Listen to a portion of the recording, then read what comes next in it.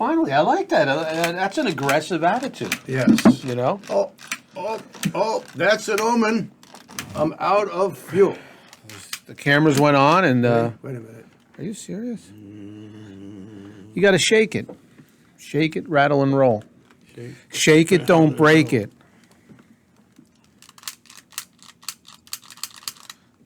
Not on me. It's done. It's done. It's okay. It smells enough. Evil spirits away. Smudging. How's your day going, John? Of course, I get important texts that I've been waiting for all day. As soon as the production meeting's over, the banquet's over. Take care of business. I'll do the countdown. You ready? Yeah. 5, 4. Whoa! Why are we doing a countdown? We haven't done a countdown like 6 months. Giving you time. Oh, okay. Well, you're counting too fast. That's a fast countdown. Okay. All right. Forward message to yeah. We need music, Don. That Jeopardy music.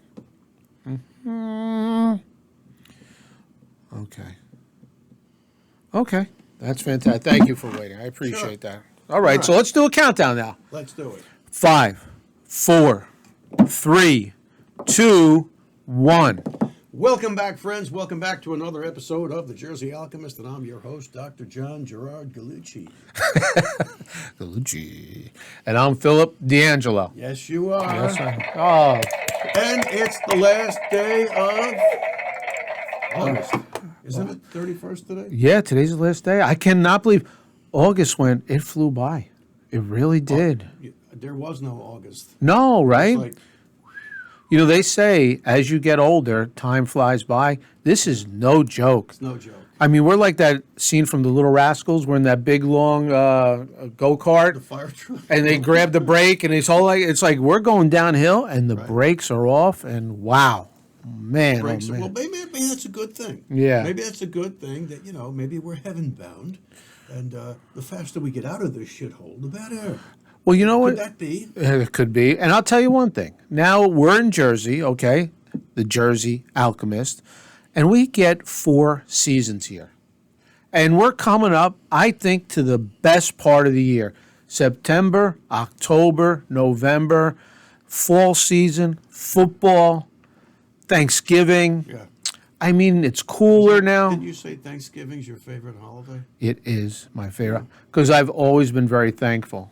For all the food. For all the abundance. Let me tell you something. The F&F. Let me food tell you. and football. Do you remember? And I feel, you know what, John? Just think about our kids.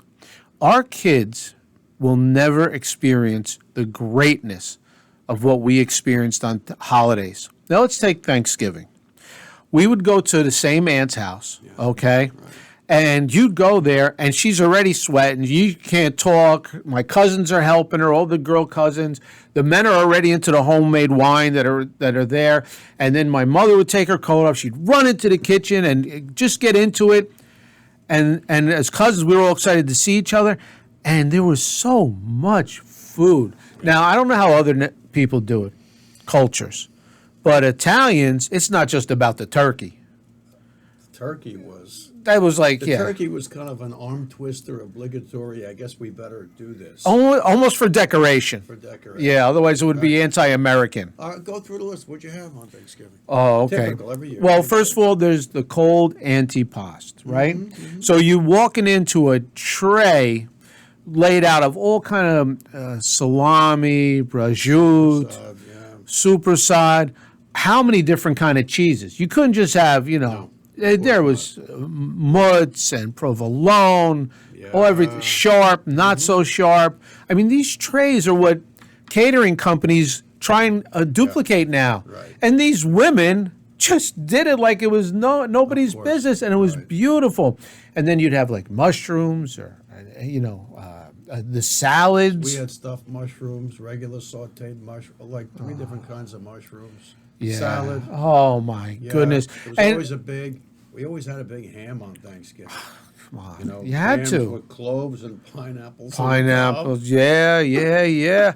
I mean, all right. So now you had to have some sort of pasta, whether it was managots, lasagna.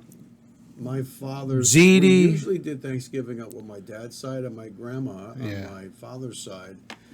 Oh, they were all good cooks, both sides, but they just did it a little bit differently. And my granny, Grandma Galucci, she made pillow-sized raviolis, by hand. Made Of course, them. by hand. Made Made them. the dough from scratch. Did everything by hand. She taught me how to make all of that stuff, and she knew that I loved hats. And hats were really homemade gavadil, but then if you Hats. if That's you- so funny. To make a gavadil, you got to get the dough on a big, Yeah. board, and you got to roll it into kind of a snake, Yeah. and then you chop them up into little pieces, and then you get your knife and you push it and curl it, and it curls up and it ends up looking like gavadil, or for those who don't know what gavadil is, cavatelli. And then what you do, once you curl Disgraceful. that cavatelli and it's curled like this, Yeah. you grab the edge and stick your thumb in the back of it, and you stick your thumb up, and it makes an indentation, and it looks like a sombrero. She used to make, and I used to help them. There's hundreds and hundreds of Hundreds. homemade hats. And John, they They made hit that water. I couldn't wait to slog those things down. and John, Wow.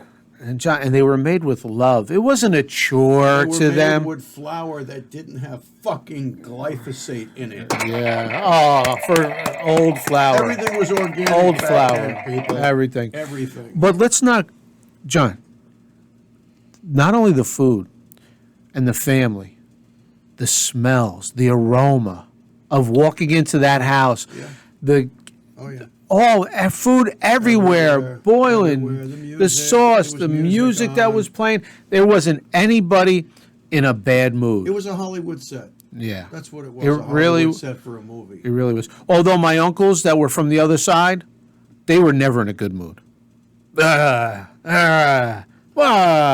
That you couldn't please them. No matter what you did or said, they were always in a bad That's mood. why those old, immigrant black and whites. Oh, that's right. I'm telling Now, you. here's the family coming out of Coney Island. Yeah. It's like, what's wrong with that guy? That guy's your great uncle? What, has he got a stick up his ass or something? Yeah. Nah, he's all right. He's all right. Yeah, he's good. not a Yeah, bad he's guy. a good guy. I mean, he smacks me a couple times every time I He's see him. got a wooden leg. Maybe that's why he's pissed off. There's always a story, right? But not only the aroma, the amount of food, everybody's hustling and bustling. And this is just Thanksgiving. I mean, but then there was the turkey, which looked like it was on a cover of a magazine, right? The perfect turkey, basting, the stuffing. What kind of stuffing did you guys typically have? What do you mean, what kind? Well, there's so many different kinds of stuffings, and if you tried to slip in a new stuffing on people, No. This is the stuffing. it You was grew up hell with the to same. pay. Yeah, plus no. I'm sure the men put their orders in. my mother copied my Aunt Betty's bread stuffing. It was a simple bread stuffing. It was onions and bread Yeah. and celery. A little and- fennel. Yes, of Fennel, course, fennel, right? And it was baked until it was crispy brown. Oh, on the it had to top. And be. It was that stuffing was so damn good. It's like, here, take the turkey, give me the stuffing. Right? Yeah. It's kind of like, take the gun, leave the cannoli. and I loved that triple combo. Cranberry sauce, stuffing, turkey, a little brown gravy, dip, boom, right down the hatch. Come on. There was nothing better than that. I mean, and like you said, in every like the antipas, the beginning, it took time. It was at least an hour before you went into the ham or the pastas, whatever. That was an hour, and then it was another Well, I hour. gotta say what? Those men that were sourpusses, Yeah. those were the older guys. Oh, They yeah. didn't know how fucking good they had it. The women that they had, they were married to saints. They were Beyond saints. saints. Beyond because, saints. Because those women could do it all. They could raise the kids, they could gossip, they could handle the money, they could cook like nobody's business, clean Women- the house. Women ran the whole show. Everybody wants to say, yeah, the man's in charge. The man wasn't in charge. No. So right. your mom was in charge of that house. What happened? Where you went? When the father came home, you better be home at this time. Like they ran the show, Yeah. Right. and they were what got the next generation. But then again, in the words of a dear friend of mine, Uh-oh. the women, they have the keys to the pleasure box. Well, that's So no matter, maybe those guys, if we think about it, maybe now we have a little drop on why they were always pickle pusses. yeah, right. Yeah, They were working the women to death, and then the pleasure box was closed and locked. yeah, Could be. yeah. Well, at least that's one tradition that got carried on. Yeah. You know. Jesus, man. Right. But anyway, and then after those 3-4 hours, nobody was going home early. Right. There was the dessert and the coffee, Mm-hmm. the espresso. Yeah. I mean, think of the pastries that were laid out on that table, the cannolis. I mean, the schwierdels, Yeah, and lobster when tails. the women were preparing the dessert and the coffee, the men were all passed out Oh, on the yeah, couch yeah. from gluttony. And what happened after the dessert for us? We cleared the table and had a big 4 money card game. Oh, yeah. Got to play Lots cards. of money put across that table, and it was for fun. Yeah, It wasn't. Nobody was serious about it, but it was still. There was still. I can remember one of the biggest pots as a kid was $100, and that's going back when I was like 10. Yeah, So yeah, we were yeah. Like, oh wow! And then, what happened after the card game? All the food came out again. Yeah. And you're right. And let's not forget, John, that not only the card games and the food. I mean, it was you caught up with your relatives, your cousins who you hadn't seen in a while. What's going on? You went in their rooms. You talked about this, that, school, girls, sports, Right. all that stuff. I mean, they were your best friends growing up. Were your cousins? Yeah. We didn't have sleepover at kids' house, friends' house. You kidding me? My father go, "What are you sleeping over there for? You got a bed here." But your cousins, yeah, all right, let's go. We'd drive to Union, to Nutley. Yeah. Right. Where my cousins were, drop them off. They were glad to get rid of me. Yeah. And then, we take the other cousin, would stay with my brother. True friendships that last a lifetime, Yeah. Sure they were. I mean, I know you're close with a couple of your cousins right now. Mm-hmm. I know I'm close with some of my cousins. And, it's funny because with these holidays, I have an older cousin because my father had 11 brothers and sisters. That's amazing. Yeah. And his mother also had 5 His miscarriages. mother, Madonna mia, three women in a while. The lovely, her nickname. A cleaner, Yeah, and a baby producer, 11 times. My grandmother, That's crazy. on my father's side, her nickname was Pippinella because she was like 2 feet tall, but she was tough as nails. She ran the show. She's the one that had 11? Yeah, and 5 miscarriages. She was pregnant 16 times. Yeah. And then my grandfather died when everybody was young, So I have a cousin who's like, Christ. I have cousins that are like 20 years older than me. Yeah. Right. And, yeah. And 20 years older than me. So now they still celebrate the old way, all right? Now, Palm Sunday for my older cousin, she celebrates Palm Sunday before Easter. We used to do that. And that's another 10-hour excursion. I mean, how many 10-hour Sundays can you have of eating stuff in your face? It got a little arduous. We did the Palm Sunday thing with my father's aunts in Newark. Yeah. They all lived in Newark. And, it was a rite of passage. It was, we had to go with a jacket and tie on. I was 6 years old, like a little monkey with a jacket and tie. Here comes the Italian guy with his organ grinder. And, "Hi, Uncle Mike," and that was my grandfather's brother. "Hi, Uncle Mike." That was my cousin Tony's grandfather. Listen. I've got a bone to pick with your cousin Tony. Say it now. Now listen. Get the bone This up may on the table. listen. I've known your family for 50 years. Tony, are you listening? You know what? It doesn't matter if she's listening. Okay. Ooh. It doesn't matter. We met. She watches the podcast. She's always making positive comments. But, John, for your family members, my family members don't demand we talk about certain stuff. My family members don't say, "Oh, why didn't you do this?" We're getting critiqued on a regular basis here by your cousin Tony. Well, that's unacceptable. She's watching and she's scrutinizing. Unacceptable. So, Tony, we love that you're watching, but with the comments, if they're not positive, okay, I don't want to hear them. And I don't know about your cousin. Maybe he wants to hear them. But, Fanut, no more. I'll take the comments. I'll take them. Cheech, Laporte. By the way, you know what? I looked at the analytics on Yes. The RSS feed, the syndicator Yes. for Amazon Music and Spotify. Of which the Jersey 7 Alchemist. countries. Seven. And in Brussels, we've got like 79 downloads. Brussels, we love you. Yeah. That's beautiful. I love your sprouts. Roasted, especially. Well done. Well done. So, John, going back to these, we digress. Yeah. Going back to the holidays, back how it was. Think about how our children are being deprived. I was going to say depraved. Deprived of that beauty, of that culture. It doesn't matter what culture you are, whether you're Irish, Iranian, whatever your culture is, you come to America, which is beautiful, but you become Medigan. You become You could become Medigan. Americanized, which is a nice thing, but you lose your Well, culture along the way. Listen, I've recognized that long ago, but I'm going to say something. Oh. I have recognized pockets of people that do such a good job of hanging on to who and what they are. And I'll tell you where those pockets are. Everybody in Brooklyn, as far as I'm concerned, if you're Italian, you're Italian. And God damn it, you're from Brooklyn. You ain't from Queens, and you sure as hell ain't from Staten Island, and you're never going to be from fucking Jersey, right? Lodi, certain areas of North Jersey, Essex County, maybe Montreal. Wow.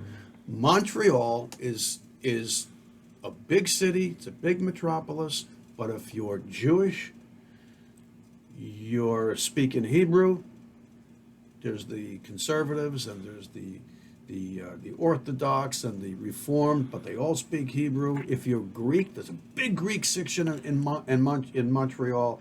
They speak Greek. First of all, everybody speaks French and English. Then you speak your own tongue. language, The right. Koreans speak Korean. The Chinese speak Korean. And they speak English. And you can't get along in Montreal unless you speak en français.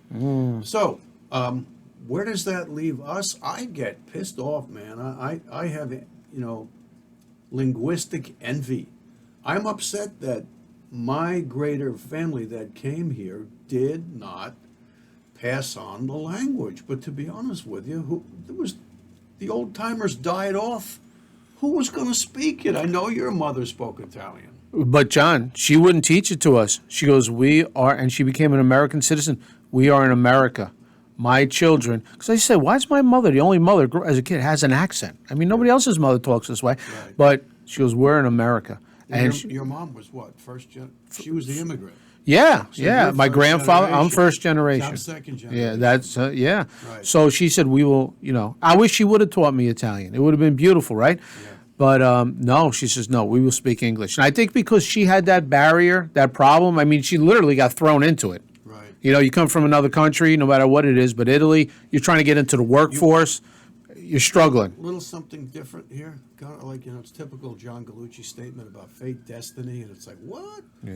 I used to date a girl who lived in Bloomfield, and her name No names. was Denise. Oh, okay. Same exact birthday as the Denise that I married. No, that Is it- can't is happen. it- it's the That truth. cannot The happen. truth. I think the angels are like, wait, it's the wrong one. Yeah, we know it's the same birthday. It's the same name. Wrong girl. Wow. Yeah, exactly. But her father was super hardcore Italian. And he had one night a week. What do you walk around with garlic in his pockets? What do No, you mean he he was didn't have- hardcore Italian? Um, What do he had the Tribune? Everybody was excited for me to meet him for the Okay. first time. And I had been dating his daughter a couple months.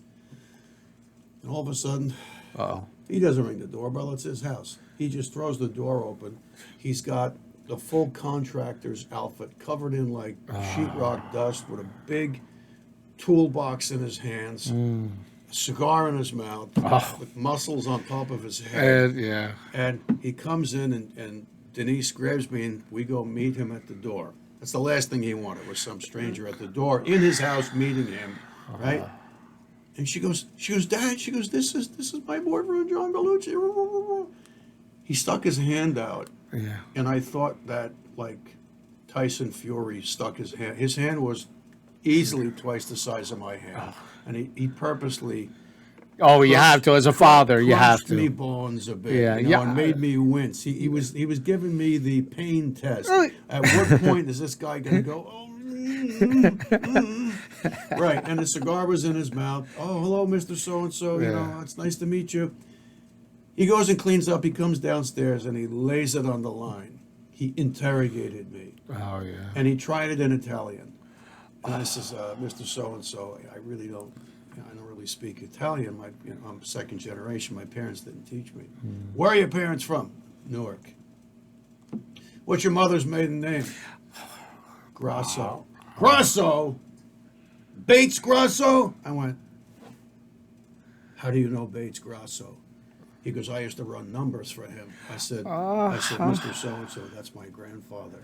Boom, I was gold. Oh, sit Right. down. Why Right. didn't you say Then something? He offers me Here are the keys to the he car. offers me a drink. Yeah. He offers me a stogie. I says, I really wanted the stogie more than the drink. I says, no. And then he told me that every week he and his Goombas Yeah. get together. They go downstairs in the basement. Yeah. They smoke and they drink, and they only speak Italian. And they were Mussolini fascists. Interesting. They were Mussolini fascists. Wow. But this is like a long time Wow, ago. wow, I think wow. it was 1979 or something. Wow. Yeah. Right out of high school. Yeah. How long did you date that girl? Now that you had the 6 in. months. It's a long time for 6 being months, 19. And so now that I got ingrained with them. Well, what happened? How come it didn't work out? I remember the day that her and I split. Oh boy. She kind of had stars in her eyes. I was a lot older than her. I was like 5 years older than her. What was she, 14? She was just turning 17. Ay, She was a minor. But believe me, nothing happened. I swear. And I was afraid for anything to happen. Yeah, That sure. guy would put me in cement shoes for real, and he had the cement in his truck. There were some scary looking fathers back So then. I remember I had to kind of end it because I just didn't.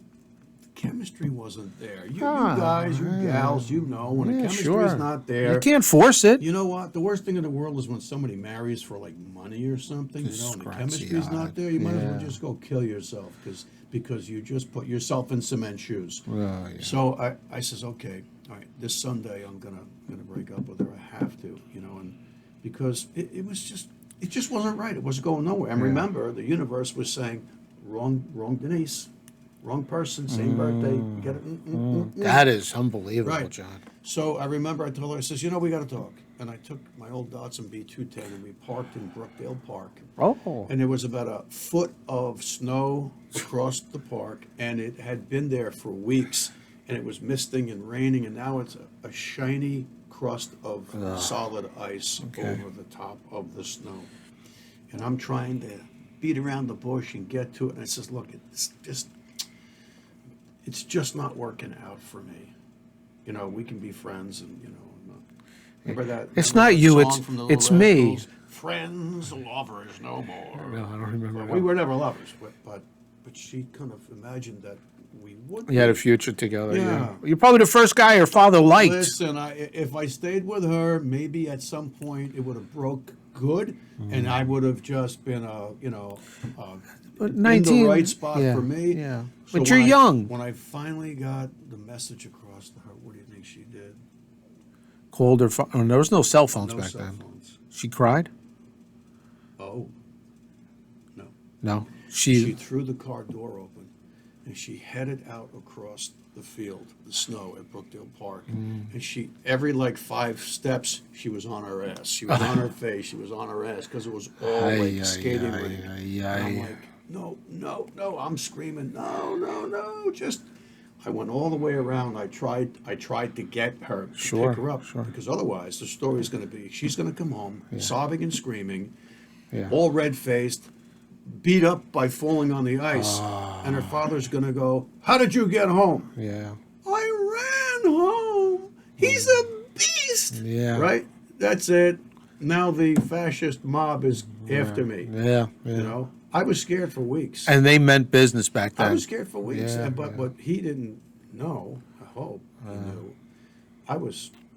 My father raised me the right way. So did my mom. I never touched her. Yeah. I never touched her. It was always, hand holding, going to the movies, going to a diner, Yeah. and back to watch, quiz shows with her mom on the TV. I swear to God, that's the way it was. Oh, that's so funny. Well, like a father, he was probably like, when you break up with anybody, like nobody to this day, my daughter's 35 years old. There's nobody to this day that's good enough for her. Yeah. I don't really approve of anybody, although her current beau, he is a good guy. Nice. He's a good guy. No. He's a good guy. I'd rather she be in the convent, up in a hill somewhere, just saying prayers and, rosary beads. Absolutely. Rosary beads, no man, no men in her life. But I can. Like Julie Andrews in The Sound of Music. That's right. That's what I try to send her a couple places like that, but she kept coming back. But I understand if there is a man in her life, that this guy that's there now is a good guy. Hey, why not? It took a lot for me to say that. I realized. I won't tell him that. I realized that I was in hot water emotionally one night when we were watching the third game. Pat Sajak sticks in my head. He's still around, isn't he? Right? I think so, yeah. It was like 50 years on that show for him or Yeah, something. God And bless we were him. sitting there, and I realized that, and I was very respectful. I wasn't a dog. And I just kind of gazed across the room at my girlfriend's sister, Ooh. who was like 2 or 3 years older than her. And I thought, Oh. see my eyes? Yeah. Boing. Oh. It's like, uh-oh. Yeah, it's trouble. Uh-oh. Yeah, it'd be trouble. It'd be. So that guy had two daughters. Yeah. Yeah. It's not easy being the father of daughters, is it, John? I mean, it's tough. The times they have changed. Yeah. And what they knew they couldn't get away with me, I Mm. think they were coerced by their mom because she used to tell them, don't tell your dad. Oh, You know how he is. course. And none of it was true. Now my daughters realize that they have an ear and a soft landing pad with me Yeah. before anybody else. Yeah. I remember, if my daughter brought a boyfriend home, like high school, a little after, I had a set of weights in the gym. I'm blasting rock music. I'm throwing dumbbells around, and they'd say, "Who's that?" "Oh, that's my dad." Like, but these kids nowadays, they don't care. You shoo one away like he's an ant. There's 3 more ants coming up here. No, they own the world. Yeah, I mean, they don't care. They're not intimidated, I guess. You're a stupid fucking old man. That's what Yeah, you are. yeah, That's yeah, what I yeah, am. yeah. Stupid fucking old man. But I wouldn't be. I just scowl and just walk past the room. I wouldn't talk to anybody. I'm as sweet as pie to them, but when somebody isn't resonating with you, when somebody holds a different Yeah, point of view, yeah, when they just put distance between them and you. They don't have to say a word. Yeah. They just yeah. They just put the foot down, they put the brakes, they keep the distance, and you don't get a peep out of them beyond, I'm fine, Yeah. how are you? Yeah. But, okay, that's the one you got to watch out for. I mean, think about it. All the times we dated girls when we were younger, as men coming into a household, we never looked at it because we weren't fathers as what's the father thinking, I had people poke me in the forehead, a couple dads, no joyriding, no this, no that, be home before this time. I'm like, Well, oh, maybe okay, why are you hitting me in the head? Joyriding it was a different. Yeah. I don't know. No riding your big wheels. But I remember dating one girl and her father looked like Chuck Wepner, which is scary because Chuck Wepner was tough. Her father looked tough, and same size and everything. And I, 1 or 2 dates, I'm like, you know what, knowing my character, I'm like, this is not going to last long. That's very funny. Yeah, it is. But you could write a book about dating back in the 60s, 70s, and nowadays it's a whole different world. And now everybody dates on the apps, John. Everybody's like, they meet kids. I know somebody's daughter who met her, she's a mother now, and she met her husband and the father of her child on this app, and, he looks okay. I'm gonna bring up a topic. Wouldn't be the first time. Can't resist. Oh, boy. What was the ultimate yardstick, the ultimate not loyalty test, but the that Rubicon where when a girl you were dating got past the like in a Donkey Kong game. Woo! Next level, right? Yeah. What was that yardstick achievement next level where everybody in the extended family said, "Oh, in other words, she became kind of part of a family member because we had Yeah. one, and my brother and I used to even my sister used to hold our breath. The yardstick for us was we'd always be coerced to invite the girl or the guy, in my sister's case, over to the house. Imagine a guy with your father coming into that house. Oh, Well, and then you and your brother next to him. Oh, forget about it. A lot of the girls that I dated, and most of the guys that my sister dated, they all knew my dad. One way or another, he was from like town. larger than life. It was my cousin Missy. She was the fucking yardstick. Are you kidding me? There would be a family occasion, and my aunt and my uncle would be there with my cousin Missy. My cousin Missy, from birth, suffered from erythroblastosis fetalis. This is where the first baby born of a woman, I did say woman. Okay. Do I have your attention now? Pronoun. The first baby is a different blood type than the bearing mother. And that baby, first baby, as it's slipping out the back jack into the world, some of the blood mixes with the mother's immune system, and it primes the mother's immune system against the blood type for the first baby. But he or she's already gone. They're in the bassinet, screaming and yelling and pooping. It's the second baby that has, if that second baby has the same blood type as the first baby, which is not compatible with the mother's blood, the mother's immune system has already been inoculated and triggered for that blood type. And if that's not recognized early on, the second fetus can now suffer breaking of its red blood cells, and the products of the red blood cell lysis overloads its system, it overloads its liver. The babies are born with wicked jaundice, they come out yellow, and if it's really bad and for long enough, it's neurotoxic. And that's what happened to their second born baby, which was my cousin Missy. My cousin Missy passed. This September will be, I think, I don't know, the end of 2 years, I think, maybe 3. Recently, how old was she, John? 20, yeah. No, this is... Wasn't she 60? She was 68 when she passed, and she was her mother's roommate in the local nursing home she's in because nobody could take care of them. Nobody. Yeah. And anyway, she was the yardstick. Now, she was cognitively there. She was just a mess with no ability to coordinate anything. She was stuck in a wheelchair her 68 years, but back when I was dating girls, or my brother was, or my sister had a boyfriend, it's a long time ago, but she was still in her wheelchair. She was always in her wheelchair, and when she tried to eat, she had a special fork with a big block handle on it so that she can get a grip on it, and she would be everywhere with the fork like this, and then boink. She would, stick whatever she's going to stick it in, and if it was spaghetti, it would be like, and the gravy or sauce would fly, and then boing, and it would end up in her mouth. And everything was pretty good. She could not serve herself, but she could eat by herself, and if she needed help by, with a drink. But every once in a while she choked, and when she choked, everybody wore what she was choking on.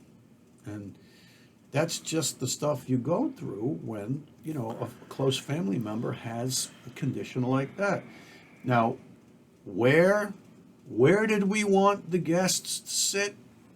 As far away from her as possible. Oh, no. It was almost like my aunt was still angry with the world. And she'd say, "Oh, so-and-so, you come over here. You come over here and you sit right next to me and my daughter." And you could see their faces like, Yeah. oh, hi. Oh, yeah. Oh, sure. Because Missy was she wanted to communicate. Oh, Missy could beat you in a poker game. It's just that you had to manipulate the cards for her. Yeah. She was cognitively there. Yeah. But she just had no ability to coordinate her muscular movements. Couldn't speak a word. You know, we knew her basic Missy-ese, but my aunt was her translator, which is why, very, very sincerely, that when they were both not doing well in a nursing home, we were just praying that my cousin would pass before my aunt, because if my aunt passed before my cousin, and my aunt, bless her, is alive and she's turning 97 in a couple of months, how would any of us really truly translate Missy if my aunt had passed? Well, thank God that Missy passed at 68 before my aunt. Yeah, I mean, good Lord. Good Lord. God bless your aunt, John. The way she took care of that woman, her daughter, to the very end. Oh, yeah. 24 hours a day, 7 days a week, for over 60 years. 68 years. 68 years. I mean, God bless. Talk about real, what's real love? That's real love. That's also a sentence, too, considering her firstborn was executed in Harlem. How's that for a hell of a movie trailer? That's a life. So when you think you got it hard, you think you got it tough, you don't know what tough is. You don't really know what tough is. Amen to that. Yeah. John, please alchemize. Alchemize. This wonderful God bless episode. You know what? These were just stories of the heart, stories of hearth and home. Holidays, joyous, not so joyous. Peculiarities of family ties and family bonds.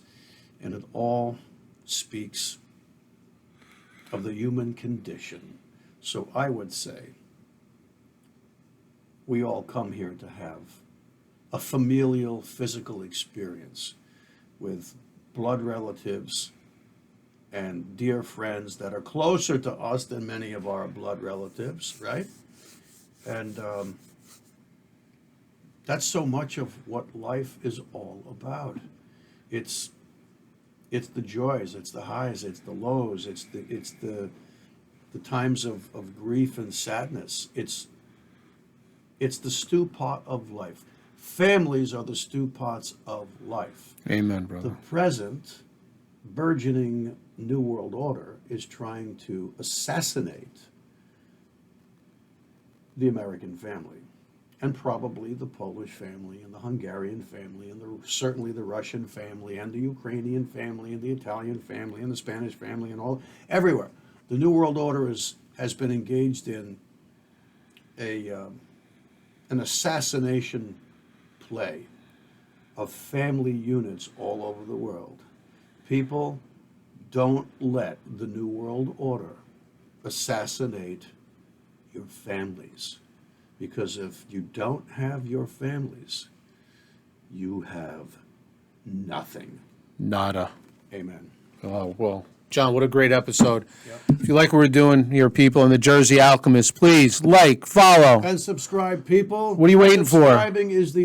Subscribing and sharing with family and friends is the only way you get a chance to kick the platform. Come on. In its nuts. Yeah. A nut shot. That's right. On that note, till next time. Maybe I'll bring a nutcracker in and a bowl of nuts, and we'll leave it here as a reminder. I'd like that. To crack some fucking nuts. See you soon on the Jersey Alchemist.